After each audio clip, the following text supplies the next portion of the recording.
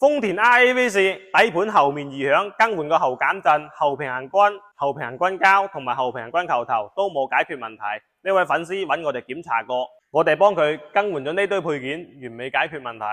一早就講過，底盤嘅異響必須經過一個詳細嘅檢查先至可以確定。盲目去更換配件都係碰運氣嘅。好似呢部車咁，佢異響嘅根本原因就係因為陽角膠開裂同埋上彎臂膠開裂。盲目更換其他配件係解決唔到問題。我哋只要將老化開裂嘅陽角膠同埋球頭更換，就解決咗異響嘅問題。你部車有冇試過因為底盤異響嘅問題更換咗一大堆配件，仲係未解決㗎？預約時間到店，我同你做一個詳細嘅試車啦。